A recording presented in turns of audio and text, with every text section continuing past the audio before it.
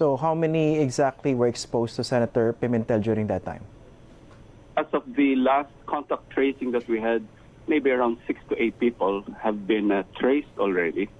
A few of them, by way of the level of exposure that we assessed, is low-risk exposure, so they were given the go signal to go back to work. The others may need to back quarantine depending on the other information that we will gather so far. But have you already checked, the hospital officials, have they checked the CCTV footage to establish more concretely the people who came in actual contact with the senator during that stay? Of course, that has been duly done, and before we can even make any statement to that effect, we had to make sure that all these are in place. Okay. Now, another question is this. Of course, based on the version of the senator, he only found out that he was positive when he was already at the hospital. And then, as soon as he learned about it, he went back. But of course, we know that there is such a thing as quarantine protocols here. He was not supposed to leave his home. He was supposed to be on self-quarantine or self-isolation. So, right.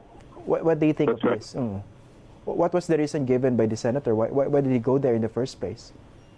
Well, I wouldn't venture on any of what's in his mind, Christian. But this is what I can probably add to that. No? This is a fact that he has already explained in many of the interviews that he gave, that as far back as March 20, he had the test done, correct? He had the test done, and prior to that, again, this is on record, Senator Subiri declared he was positive March 16. The reason being they were exposed to a resource person in a Senate hearing that prompted Senator Bin and Senator Gatchalian to quarantine themselves.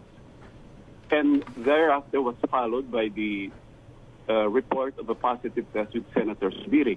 So given that scenario, you have your colleagues testing positive, some going into quarantine.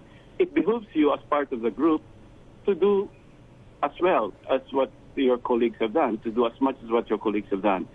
And that has been alluded to in many of his reports. To go beyond that, he had his test done March 20. That was easily 4 or 5 days ago. When you have a test done, it can only go two ways, Christian, either positive or negative. It's always better to err on the safer side so that you protect everyone around you, protect your loved ones, your family. By going to Makati Med, that alone, to me, is irresponsible. Okay. Now, is the hospital or any of the doctors who came in contact with the senator on March 24, is any of them or even the hospital planning to file charges against the senator? Well, I wouldn't go beyond making any conjecture on that aspect, Christian. I will leave that to the legal silence of Makati Medical and the entire management. Oh, because there was a post also attributed to the Makati Medical Center citing Republic Act 1132. Right.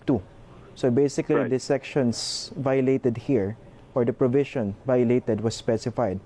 Number 1, non-cooperation of persons and entities that should report and or respond to notifiable diseases or health events of public concern. So basically, the things here are spelled out. So far, there's no plan yet, or this is being looked into already by the legal department? As I said, Christian, don't pin me down. I wouldn't want to venture on that aspect yet. I don't have the legal expertise to go into this, but I will assure you that if there is a need, the people behind and the management will look into that if needed. But again, I will not venture into that aspect yet. Okay, and then let's also talk about the status of the pregnant wife, Dr. Javier, si Katrina. So there was a scheduled cesarean procedure. Was this done already or nakaschedule pa lang? Okay, Christian, I cannot give you any additional information on that patient because I will violate physician-patient confidentiality. I'm not part of the team that handles her specifically, so I will not be the best person to address that question. Okay, but would you also know whether the wife was subjected to a COVID test? Because that is a logical. I would presume that the attending physician will seek the expertise of an infectious disease doctor, and that will definitely have to be done if that consultation was made.